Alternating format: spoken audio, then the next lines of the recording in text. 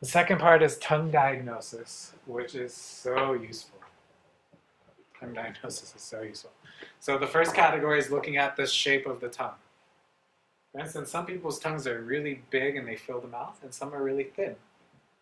This will change over the course of their life. So one thing you have to keep in mind with this part of the shape is that some of this may be just constitutional, but it could also be diagnostic. Like this is just how they were born, that's what it is, that's fine. But if that's not the case, if it's thin, it's usually a yin deficiency, and that's because there's not enough yin filling in the tongue, so it gets thin, like narrow. If it's enlarged, like they stick it out and it's like filling the whole mouth, that's usually dampness, or it could be an excess condition, something that's excessive. Miley Cyrus. I I think I saw someone do the Chinese. I love bringing that up because we like talk about it a lot, especially when I give talks to college students a lot, and when I do that, I always bring it up and they like love it. So let's save the Miley Cyrus story for after we talk about the three different categories. Okay. The other thing in terms of shape that we see are what we call scallops or tooth marks, and this is where there's like small little indentations. We'll see it on other pictures. Like it's not a smooth flat surface on the sides of the tongues. Okay? The diagnosis of this in Chinese medicine is a pancreas qi deficiency plus dampness.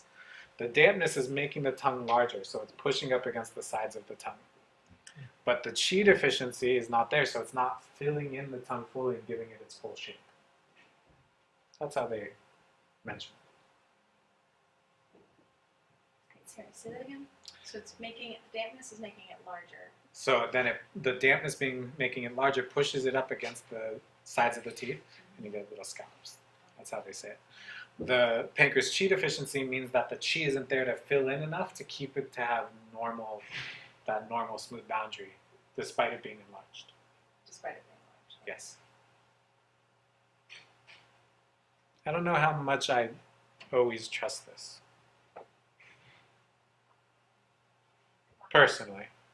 Just because clinically I feel like, I don't know, it doesn't always 100% correlate. Meaning, just asking from like personal experience, like I have TMJ and I have to sleep with a mouth guard. Mm-hmm. So sometimes I end up biting, I guess. Biting your tongue? My tongue. Yeah.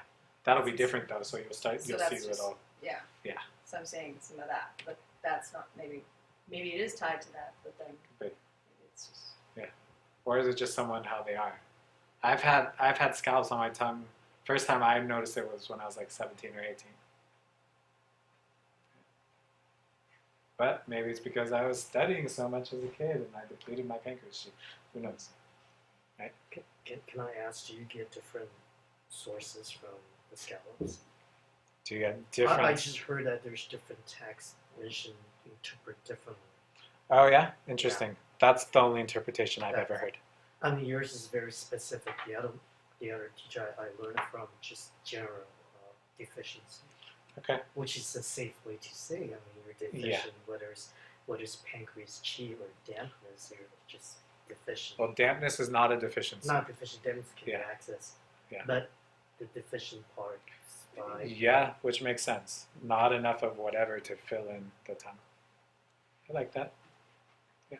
Can you talk about cracks on the tongue? Sure. I don't know if it's mentioned or not. Yeah, there's a lot of different types of cracks. And they all have different meanings. It's something that I don't use frequently. But the number one general idea of cracks is that either they're constitutional, like that's just the way they're born and that's normal, or it could be a yin deficiency. Right? The yin component gets burned up by the deficiency heat and starts to make cracks in the tongue. I see equally both of those. It's common for people who have kidney and heart yin deficiency because the kidney yin has to support the heart yin, that they'll have a crack all the way from the back of their tongue all the way to the tip. Kidneys are, I'm jumping ahead. The location of the kidneys is in the back, the location of the heart's in the